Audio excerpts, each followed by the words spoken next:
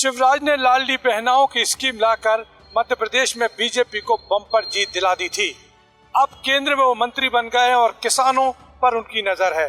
किसानों के लिए खास सौगात शिवराज सिंह चौहान देने वाले हैं।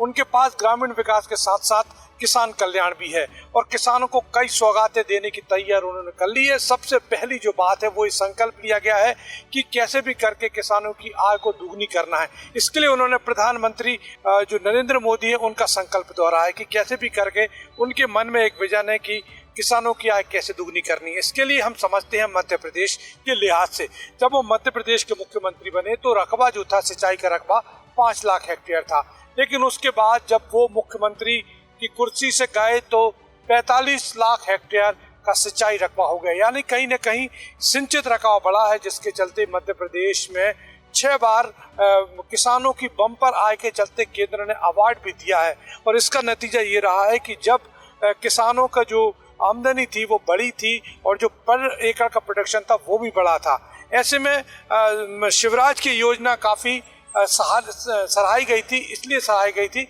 क्योंकि इससे रकबा बढ़ा था, रकबा से प्रोडक्शन बढ़ा था। लेकिन अभी भी शिवराज के सामने कई चुनौतियां हैं, जैसे कि उत्तर प्रदेश, पश्चिम उत्तर प्रदेश की बात करें, हरियाणा, पंजाब किसान आंदोलन चल रहा है। उन किसानों को कैसे वो मनाएंगे, कैसे उनके लिए ऐसी कोई स्कीम लाएंगे जिससे वो खुश हों।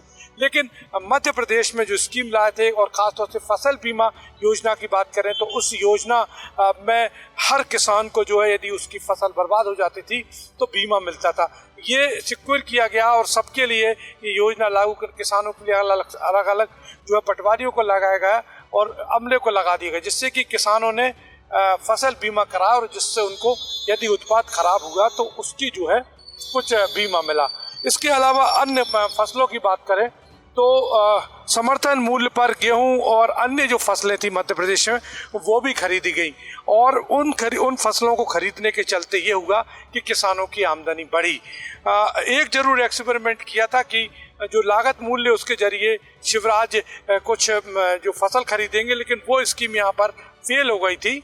वो स्कीम नहीं सक्सेस हो पाई थी। लेकिन बाकी स्कीम्स की मध्य प्रदेश में जो शिवराज ने चलाई थी वो उनकी काफ़ी वाह हुई थी।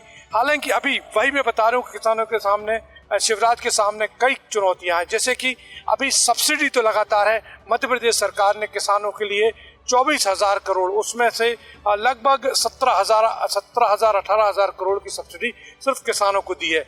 ऐसे में क्या शिवराज जो है केंद्र में रहते हुए किसानों को सब्सिडी देंगे, जबकि केंद्र कह रही है कि हम सब्सिडी का रोल खत्म करेंगे और असल किसान जो है किसानों की हम आमदनी बढ़ाएंगे। ये कैसे बढ़ाएंगे, ये ज़रूर चिंतन मंथन शिवराज को करना होगा, क्योंकि पूरा देश उनके सामने है, पूरे देश का किसान है। ऐसे में बड़ा सवाल ये है कि आखिर इन चुनौतियों से वो कैसे निपटेंगे।